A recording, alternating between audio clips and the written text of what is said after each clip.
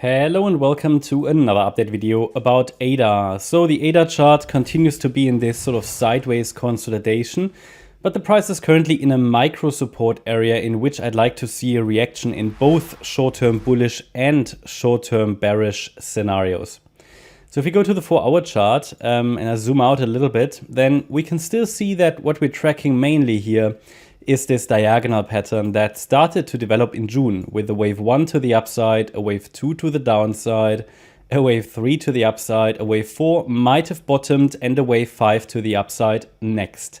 Okay, that wave 5 might already be unfolding. Maybe we are still in the wave 4. That is where we need to look at the microstructure to understand at which point in time which of these projections is in control and what needs to happen to, for example, make the short-term bullish scenario more likely, or the short-term bearish one in which just the wave 4 is going to be reset. Main support levels on this chart are 44 cents. Okay, so 43.9 cents. It's the 38.2 retracement level. Then we've got the 39-cent level. It's the 50% retracement level. And the golden ratio is down there at 34.6 cents, to be honest. I hope we don't get down to that level because this is a very, very deep wave 4, which, yeah, would have bearish implications, to be honest. But it's still valid for a wave 4, even in a diagonal. It would just mean a massive, massive wave 4. And the problem is whenever we break out of these trend channels, yeah, I know it's not very well defined, but from an Elliott wave point of view, what you do, you connect wave 1 and 3 top together, and then you start at the low of the wave 2 to get a target for 4, and that might reach sort of 39 cents in the short-term bearish scenario. But let's go to the 1-hour chart. Just want to give you an idea of the context first. Now, on the 1-hour chart, I already mentioned it yesterday, that we possibly get a reaction here in this support region. I'm going to talk about that in a minute.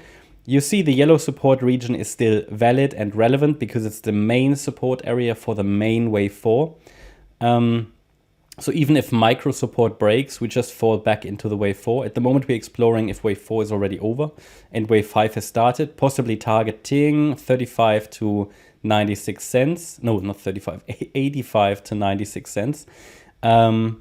The wave 3 likely topped here around the 9th of December. We entered a long correction ABC structure. The C wave is likely over. Now the question is always, is this just a simple A, B, C structure, or are we dealing with a more complex, for example, what's possible like W, X, Y structure, and then this was just an A wave, a B wave, and we come down in wave C. This is basically the yellow count, okay? I haven't labeled the whole count, but just to show you how in the yellow count we would extend this move to the downside to keep the chart as clean as possible.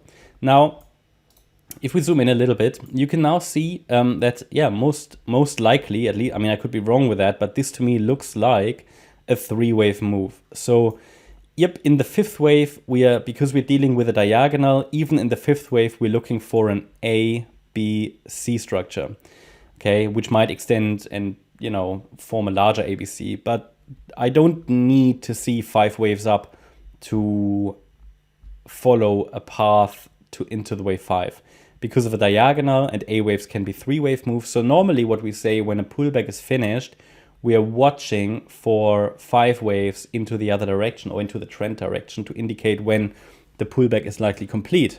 But the problem is when we're dealing with a diagonal, that's typically very late when we can really confirm that a pullback is complete. So we have to remain flexible.